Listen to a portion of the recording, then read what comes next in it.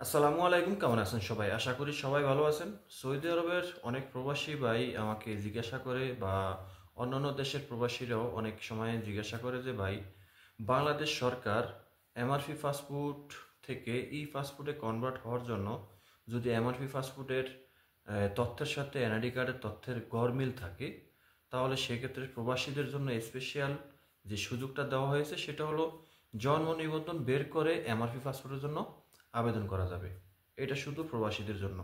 কিন্তু আমরা দেখা গেছে এই সৌদি আরবের অনেক প্রবাসী ভাই আমাদেরকে জানিয়েছে যে ভাই, আমি এই দূতাবাসে গেছিলাম বা কনসুলেটে গেছিলাম বা যে কনসুলার টিম আছে সেখানেও গেছিলাম বা প্রবাসী সেবা কেন্দ্রতে গেছিলাম যে ই পাসপোর্টের জন্য আবেদন করার জন্য, কিন্তু আমার এমআরপি পাসপোর্টের সাথে এনআইডি কার্ডের সাথে একটু তথ্যের গরমিল আছে বা অনেকে বলে যে নামের বানানে একটু ভুল আছে।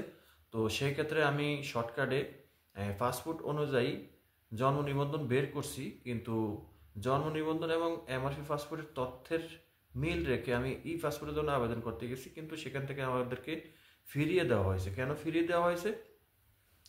এখানে সমস্যা হচ্ছে যে সেখান থেকে বলা হয়েছে যে আপনি যেহেতু এই এমআরপি পাসপোর্টটি এনআইডি কার্ড দিয়ে করেছেন, সেক্ষেত্রে আপনাকে এনআইডি কার্ড দিয়েই ই পাসপোর্টের জন্য আবেদন করতে হবে। এটা কেন? সরকার তো আমাদেরকে এই যে সুযোগটা দিছে যে সেটা হলো এনআইডি কার্ডের সাথে যদি নামের বা তথ্যের কোনো ভুল থাকে, এই এমআরপি এবং এনআইডি কার্ডের সাথে যদি এরকম ধরনের এই অমিল থাকে, তাহলে সেক্ষেত্রে জন্ম নিবন্ধন দিয়ে আমরা ই পাসপোর্টের জন্য আবেদন করতে পারবো। তো এখন জন্ম নিবন্ধন দিয়ে যদি আমরা ই পাসপোর্টের জন্য এখন আবেদন নাই করতে পারি, তাহলে সরকার এই ঘোষণাটা দিছে কেন? তো এরকম ধরনের অনেক প্রশ্ন বা অনেকে বলেন। তো দেখেন, তাদের উদ্দেশ্যে বলবো যে এখানে আপনি যেরকম ভুক্তভোগী, আমি নিজেও কিন্তু এরকম ভুক্তভোগী হতে পারি। আমি যখন এনআইডি কার্ডের সাথে আমার পাসপোর্টের সাথে কিন্তু তথ্যের মিল এই নামের বানানে ভুল ছিল। তো আমি কিন্তু সেটা বাংলাদেশে যখন ছুটিতে গেছি তখন আমি পাসপোর্ট বানিয়েছি। তবে সেক্ষেত্রে আমাকে এনআইডি কার্ডটি সংশোধন করতে হয়েছে, আর সেটার সময় লাগছে মাত্র আমার 1 ঘন্টার মতো। মাত্র 1 ঘন্টার মতো আমার সময় লাগছে। তো সেটা কিভাবে, যে আমার নামের একটা অক্ষর আমি চেঞ্জ করছি, আমি অনলাইনে আমি এনআইডি কার্ডের সংশোধন করার জন্য আমি সেখানে অনলাইনের মাধ্যমে আমি অ্যাপ্লাই করছি। সেখানে আমি এডিট করে নাম ঠিক করে আমি যখন অ্যাপ্লাই করি, সাবমিট করি সরকারি ফি জমা দিয়ে, তখন আমার এইটাকে মানে একটা প্রসেসের মধ্যে নিয়ে গেছে।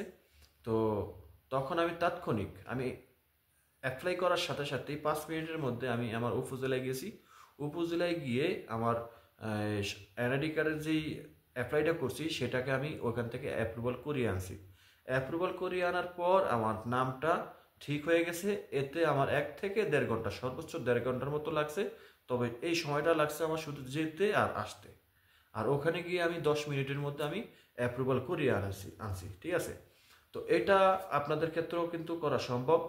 আপনি যদি প্রবাসে থেকে থাকেন, যেহেতু আপনাকে এই কনসুলার টিম থেকে বা কনসুলার সেবা থেকে কিংবা প্রবাসী কেন্দ্র সেবা থেকে আপনাকে ফিরিয়ে দেওয়া হয়েছে কিংবা আপনাকে দূতাবাস থেকে ফিরিয়ে দেওয়া হয়েছে, তো এখন আপনাকে সেই ক্ষেত্রে এটাই করতে হবে যে আপনার এনআইডি কার্ডের সাথে এবং পাসপোর্টের সাথে যদি আপনার মানে সামথিং বা আংশিক ভুল থাকে, যেমন আকার একার, আকারের জায়গায় একার দিছে, একারের জায়গায় আকার দিছে, বা একটা অক্ষরের জায়গায় ফর জায়গায় ফ দিছে, ফর জায়গায় ফ দিছে, কর জায়গায় খ দিছে, এরকম যদি মানে সামান্য কোনো ভুল থাকে, তাহলে আপনারাও কিন্তু এনআইডি কার্ডটি সংক্ষেপে একদম ইজিভাবে সংক্ষেপে আপনারা এটাকে ঠিক করে নিতে পারেন। আপনি সৌদি আরবে থেকে বা যে কোনো দেশে থেকেও কিন্তু আপনি অনলাইনে আবেদন করতে পারবেন। আবেদন করে আপনার ফ্যামিলিতে থাকা যে কোনো একজন সদস্যকে আপনি আপনার উপজেলায় পাঠাবেন, কিংবা আপনি যদি সিটি কর্পোরেশনের আন্ডারে থেকে থাকেন সিটি কর্পোরেশনে পাঠাবেন।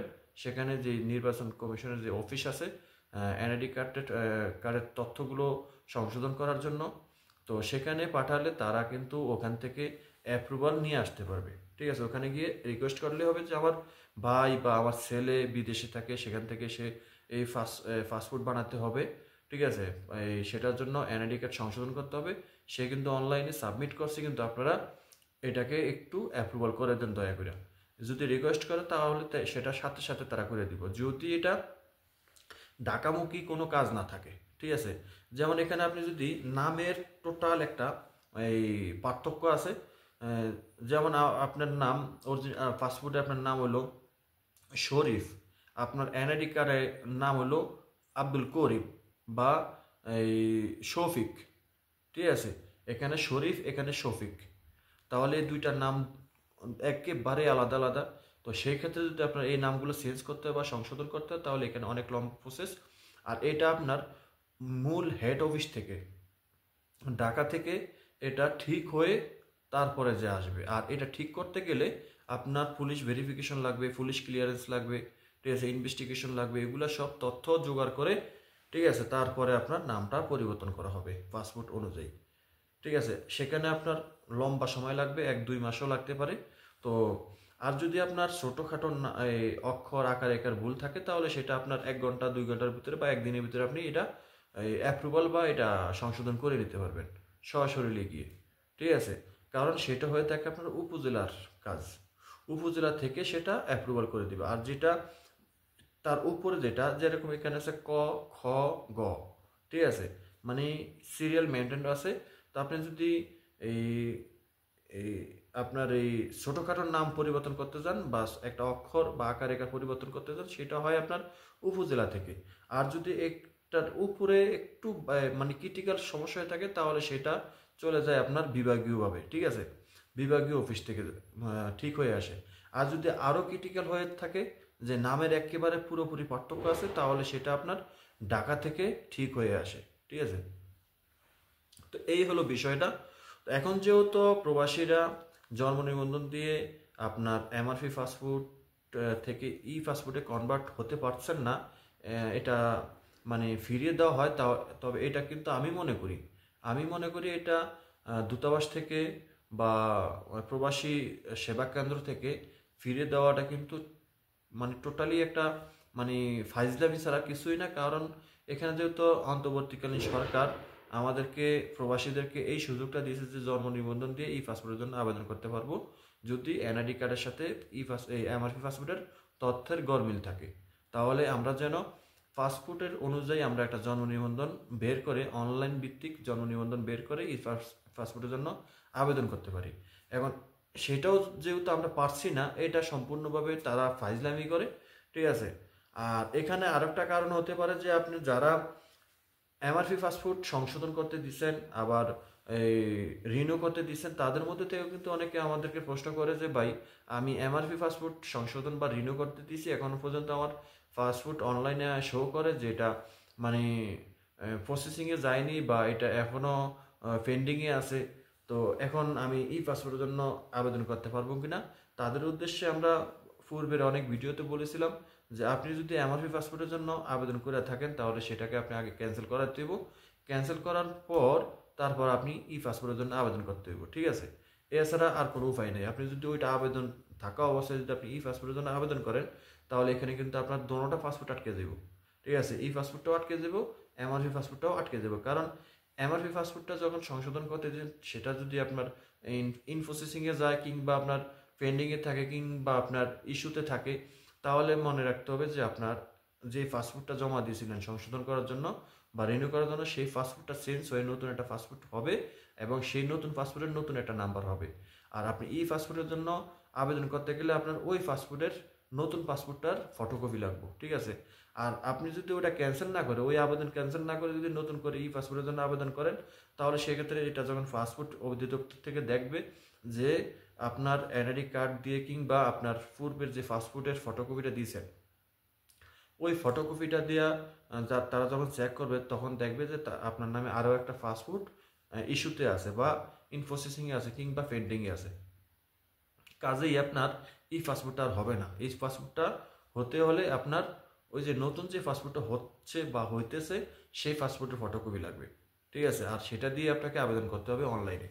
তো এই সমস্যার কারণে কিন্তু আপনারা বিপদে পড়বেন যদি আগের এই আবেদন ক্যান্সেল না করেন। তো এখন আসি আগের কথায় ফিরে আসি যে এখন আপনারা ই পাসপোর্টের জন্য আবেদন করতে গেলে যেহেতু দূতাবাস বা কনসুলেট টিম থেকে কিংবা প্রবাসী সেবা কেন্দ্র থেকে আপনাকে এটা মানে করে দিচ্ছে না, তাহলে সেই ক্ষেত্রে আপনাদেরকে ওই কাজটাই ছাড়া আর কোনো কাজ নাই যে আপনি পাসপোর্ট যেহেতু এখন সংশোধন করা সম্ভব হচ্ছে না। এমআরপি পাসপোর্ট আমরা জানি যে জুলাইয়ের 1 তারিখ থেকে 2025 সালের জুলাইয়ের 1 তারিখ থেকে বাতিল ঘোষণা করা হয়েছে। তখন থেকে আপনার ফাস্টফুড আর কার্যক্রম থাকবে না। আর সেই ক্ষেত্রে এখন বর্তমানে কিন্তু এমআরপি ফাস্টফুড তারা গ্রহণ করে, কিন্তু দিচ্ছে না, ডেলিভারি দিচ্ছে না বা ইস্যু হচ্ছে না। যেগুলো আজ থেকে 4-5 মাস আগে আবেদন করা হয়েছে সেগুলা ডিসেম্বরের 10 তারিখ থেকে ডেলিভারি দেওয়ার ঘোষণা দিয়েছে সরকার বা ফাস্টফুড অধিদপ্তর থেকে ঘোষণা দিয়েছিল। কিন্তু এখন বর্তমানে যদি আপনি ফাস্টফুড সংশোধন করতে চান এমআরপি ফাস্টফুড, সেই ক্ষেত্রে আপনি মানে এই ফাস্টফুডটা না পাওয়ার সম্ভাবনা অনেক বেশি, অনেক অনেক বেশি।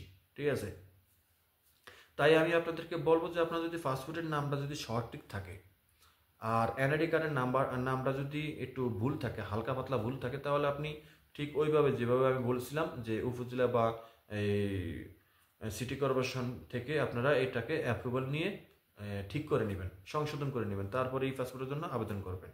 ঠিক আছে, আর যদি সেটাও আপনার পক্ষে সম্ভব না হয় তাহলে আপনি অবশ্যই আগে যদি এই এমআরপি পাসপোর্টের সংশোধন বা রিনিউ করার জন্য আবেদন করে থাকেন তাহলে সেটা ক্যান্সেল করে আপনি নতুন পাসপোর্টের জন্য পাসপোর্টের জন্য আগের পাসপোর্টের ফটোকপি এবং জন্ম নিবন্ধন বের করে আপনি অবশ্যই মানে জোরালোভাবে অফিসে গিয়ে কথা বলবেন যে সরকার আমাদেরকে যে সুযোগ দিছে সেই সুযোগটা আমরা কেন পাবো না, এখন উপভোগ কেন করতে পারবো না, সেটার রিজনটা কি সেটা আপনারা আমাদেরকে জানান।